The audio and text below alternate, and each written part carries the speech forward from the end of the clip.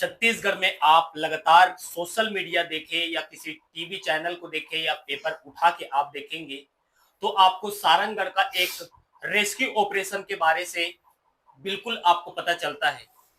आज आपको बताएंगे कि लगातार 3 दिनों से डीडीआरएफ की टीम, एनडीआरएफ की टीम या एसडीआरएफ की टीम जो थी, वो कोशिश कर रही थी। उनकी हर एक कोशिश नाकाम होने के बाद जो परिवार है, उन्होंने अपने दम पर, अपने बलबूते पर, अपने खर्चे पर पंजाब से एक रेस्क्यू की टीम बुलाई, जिसे विशेष टीम कहा जा रहा है। उन्होंने रेस्क्यू किया गया, आपने उनको देखा, उनकी पूरी रेस्क्यू टीम को देखी, उन्होंने कैसे काम किया और एक एक ग्राउंड रिपोर्ट आपने हमारे चैनल पे देखा है। लेकिन आप सीधा उनसे आपको मिलाते हैं, अभी हमारे बीच में है वो शख्स और उनकी पूरी टीम। उन्होंने कैसे रेस्क्यू किया गया और किस तरीके तमाम चीजों को लेकर बातचीत करेंगे।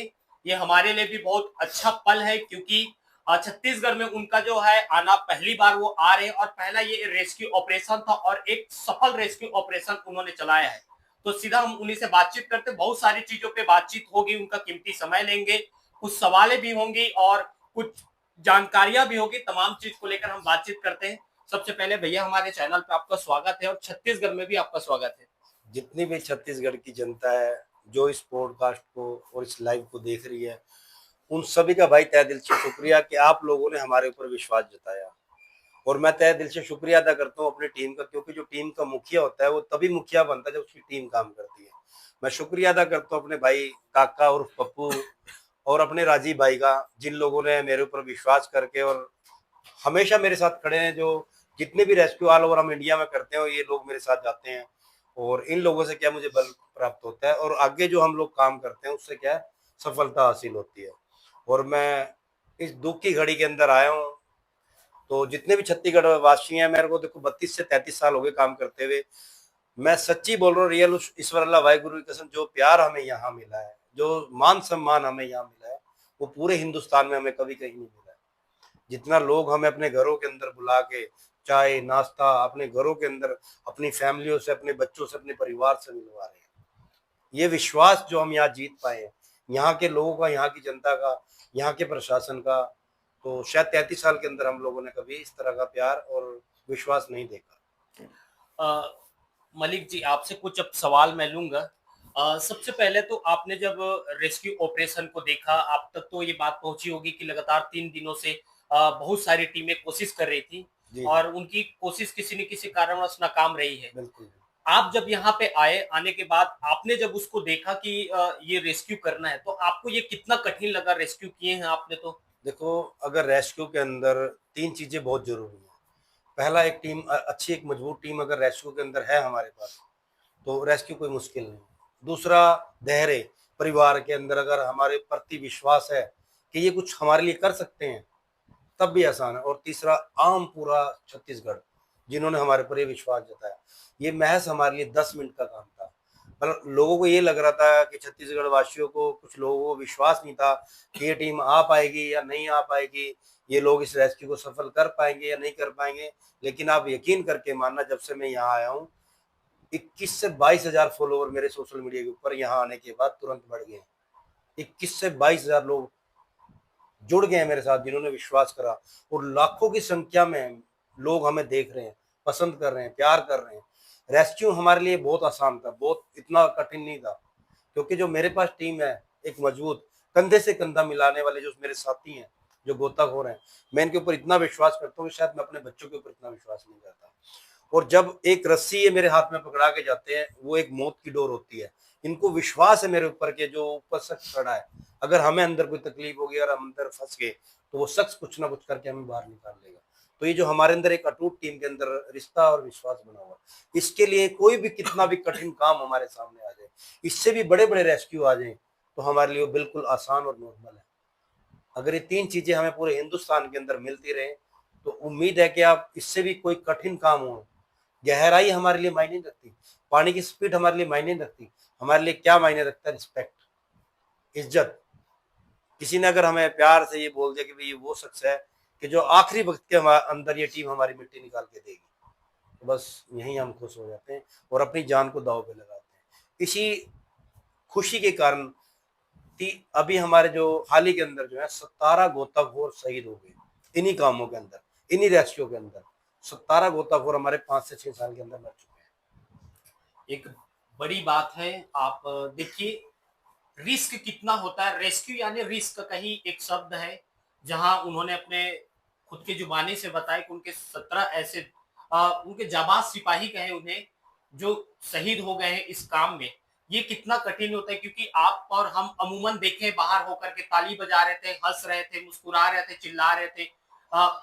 मुझे याद है अभी घटना हुई कि अचानक बोट पलटी, इसमें इनकी भी टीम सवार थी, जो और एनडीआरएफ डीडीआरएफ जो अन्य जो टीमें हैं वो भी सवार थी। लोग चिल्ला रहे थे बेहुदा तरीके से, एकदम चिल्ला रहे थे। लेकिन आप अंदाजा लगाइए कि रेस्क्यू करना कोई आसान नहीं है। फिलहाल हम और आगे बातचीत करते हैं, हम और आपको बताएंगे उनके बारे से, लेकिन अभी शुरुआत में हम जो कल का रेस्क्यू हुआ है उसी को लेकर बातचीत करते हैं।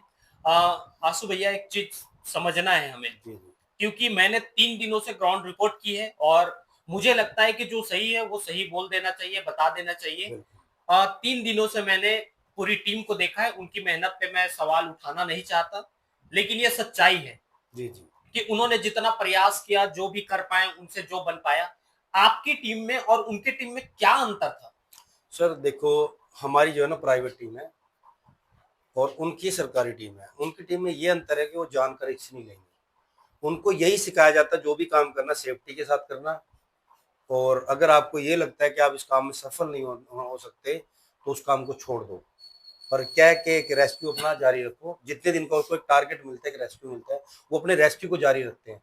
और हमारी टीम जो है, जो हमारे जो टीम मेंबर है, जैसे काका भाई हैं हमारे, हमारे राजीव भाई हैं, और ऐसे हमारे पास बहुत सारे नगीने, बहुत सीनियर गोताखोर हैं, वो इस चीज को नहीं देखते कि हमारी जान जा सकती है। वो इस चीज को देखते हैं कि जो सामने वाले की दुख तकलीफ परेशानी क्या है। वो कितने दिन से बेचारा उस नदी के, उस रिवर के किनारे बैठा है, इंतजार कर रहा है उस मिट्टी का, जिसको आखिरी वक्त के अंदर वो अग्नि दे सके, मिट्टी दे सके, इंतजार कर रहा हो अपने के लिए। तो उसको हमारे पर उस वक्त भरोसा हो जाता है कि वो लोग हैं जो अपनी जान को रिस्क में डाल के उस मिट्टी को बाहर निकाल के देंगे, जिसको हम अंतिम क्रिया उसकी कर सकेंगे, परिवार उसको देख सकेगा, और एक जो रहस्य बना हुआ है कि वो पानी के अंदर है या नहीं है, वो रहस्य खत्म हो जाएगा।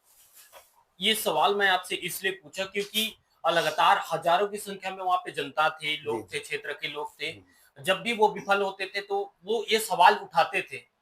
तो जब आप आए, आपके आने के बाद वो 3 दिन से लगे थे, आपने महज 2-4 घंटे के अंदर में हमने तो पूरा मतलब डिटेक्ट भी किया आपने गाड़ी को। डिटेक्ट करने के बाद 3 से 4 घंटे के दरमियान में पूरा रेस्क्यू को करके उनके पार्थिव शरीर को उनके परिवार वालों को सौंप दिया। सर, इसके अंदर क्या होता है, जो उनके पास इक्विपमेंट है, जो जिस इक्विपमेंट के ऊपर वो काम कर रहे हैं, वो इक्विपमेंट आज से 10-15 साल पहले ओल्ड हो चुके हैं।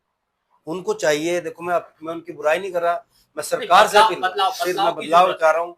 देखो, मैं सरकार से अपील करूंगा, प्रशासन से अपील करूंगा, इनको एक्टिवेट करें और इनको अपडेट करें, क्योंकि जब भी कोई आप लोगों को कॉल करता है बड़ी उम्मीद से करता है, उसको विश्वास होता है कि ये वो टीम है कि जो अंतिम समय के अंदर मेरा साथ देगी। तो एक तो अपने जो इक्विपमेंट है, आप जो ऐसे इंजन 2 स्ट्रोक उसको छोड़ दो, 4 स्ट्रोक यूज करो।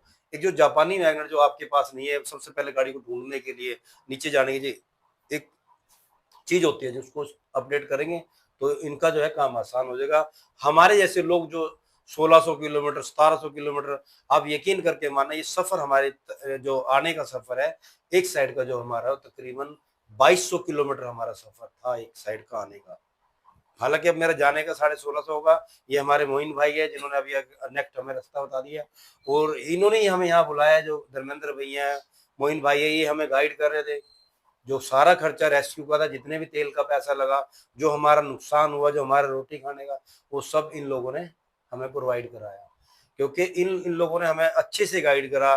पूरी जो जनता थी, जो समाज था, जो पब्लिक थी, वो किसी भी जाति, किसी भी पंथ, किसी भी धर्म से था, उनको धैर्य से समझा के रखा, भाई तुम हिसाब से रहना।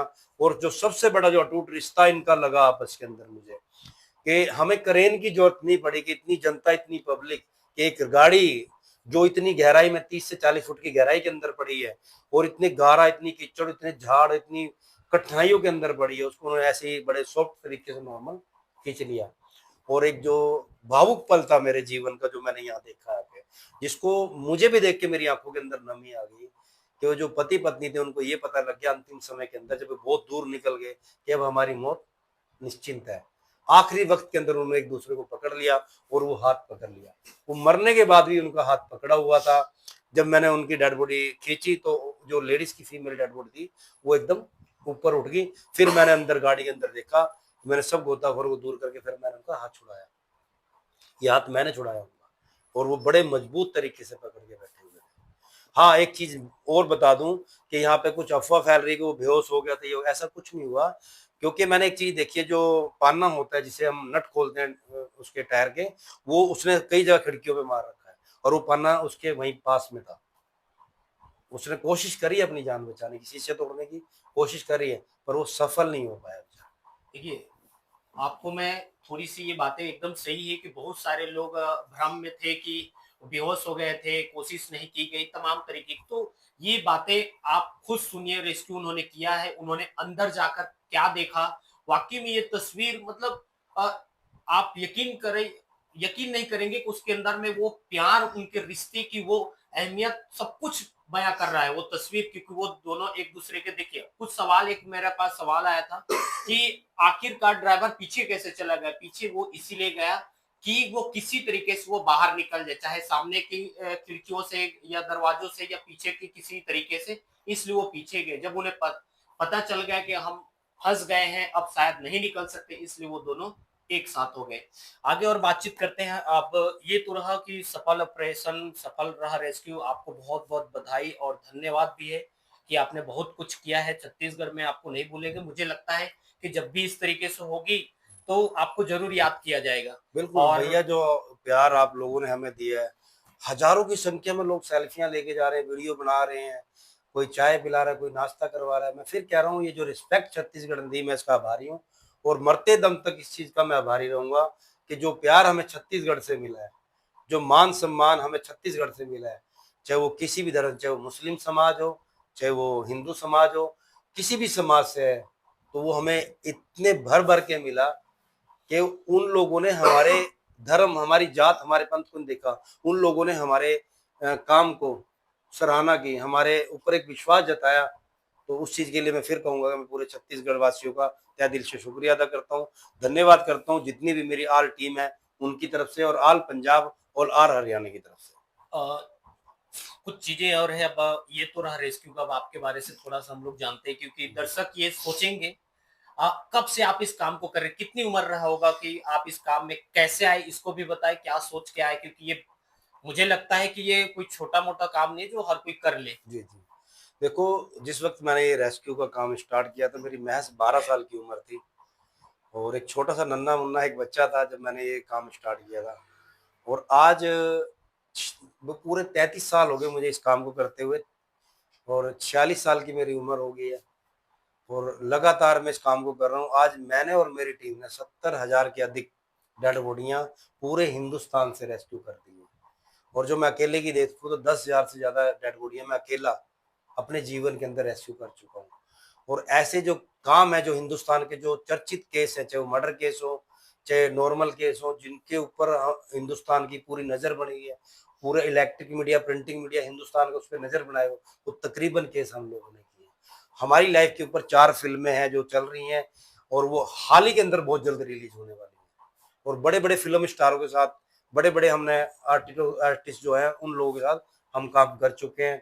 और आने वाले टाइम के अंदर भी हम बहुत सारे, हमारे क्राइम शो आ रहे हैं, बहुत सारी ऐसी वेब सीरीज आएंगी, बहुत सारी डॉक्यूमेंट्री आएंगी जो आने वाले टाइम के अंदर, जो जिनका शूट अमेरिका से चल रहा है इंडिया के अंदर।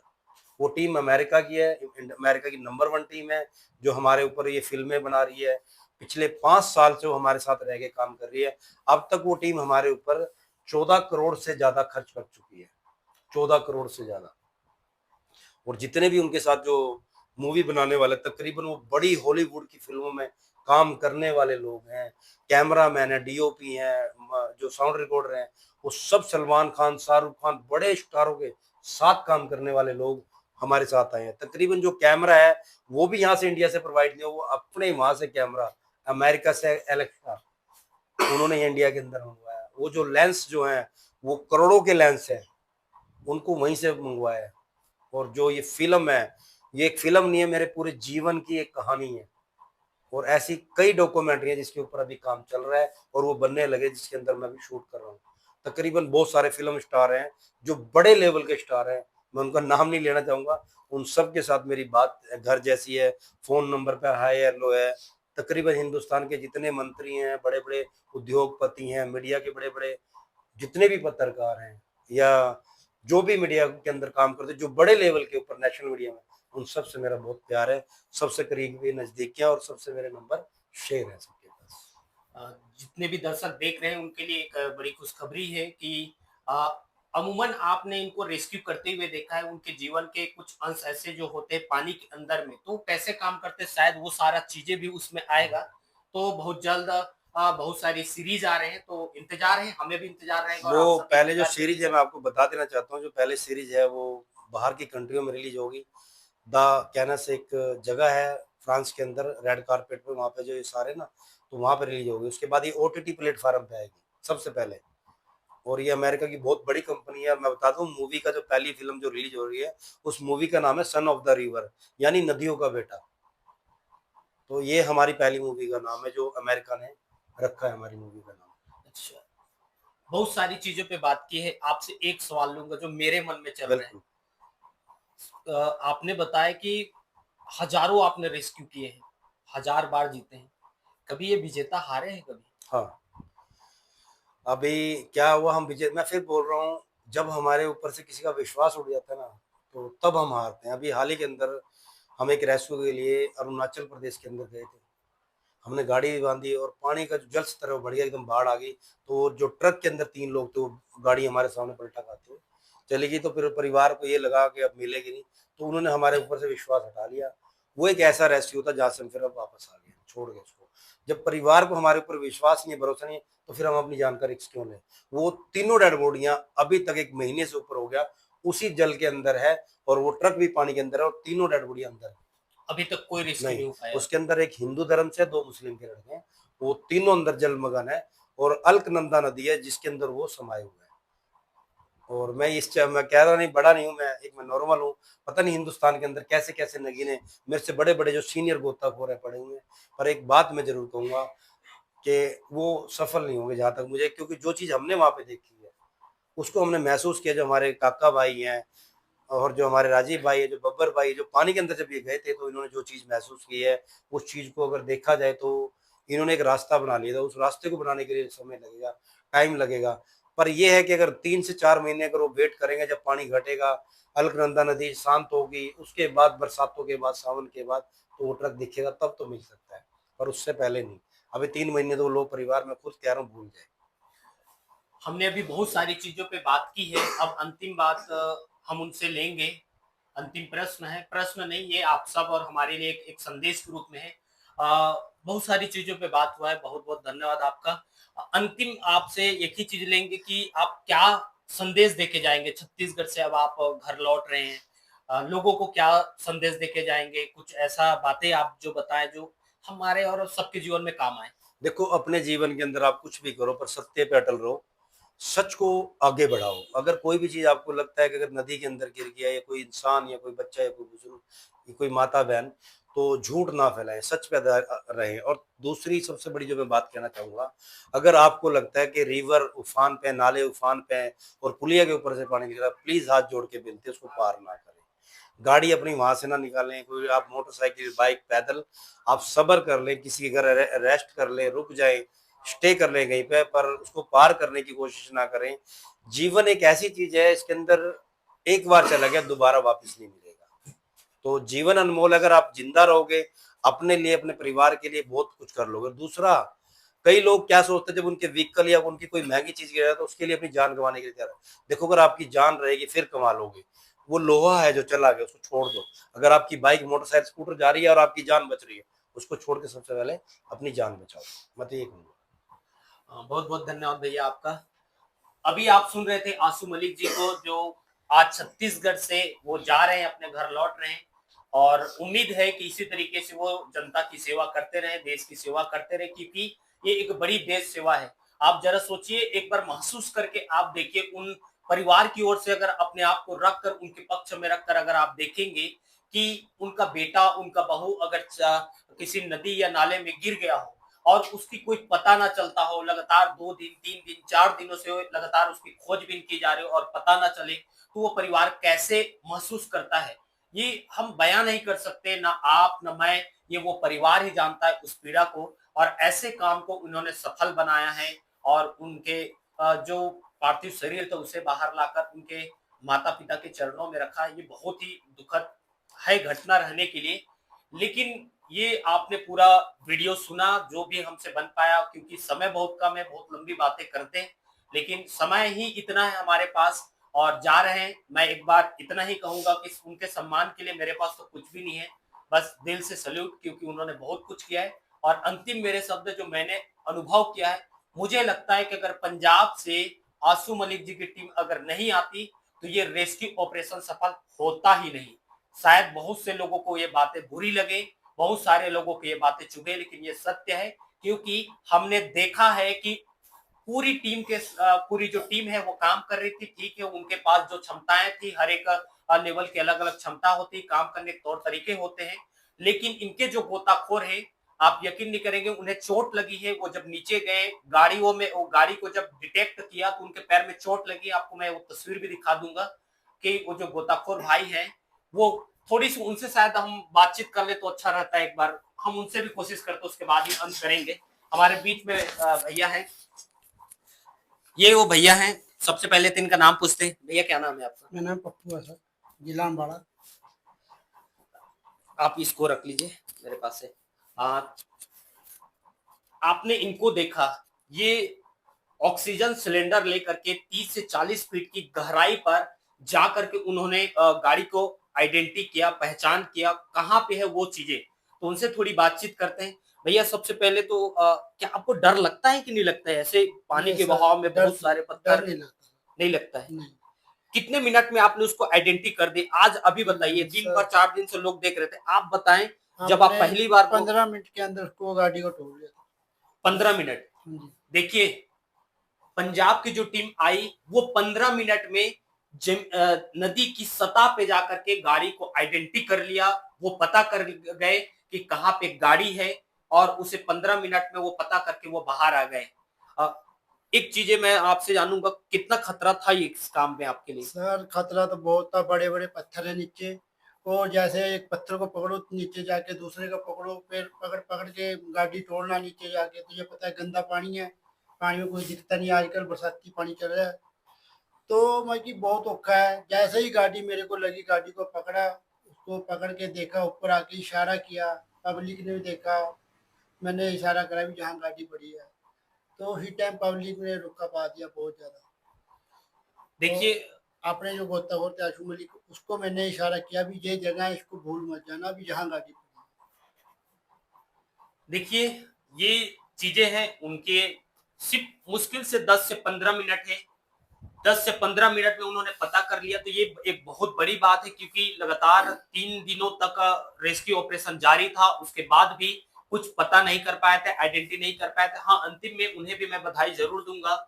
यहाँ हम कोई मुकाबला नहीं कर रहे कि किसने जीता किसने हारा, कौन सी टीम जीती कौन सी टीम हारी, ये हम करने नहीं आए हैं।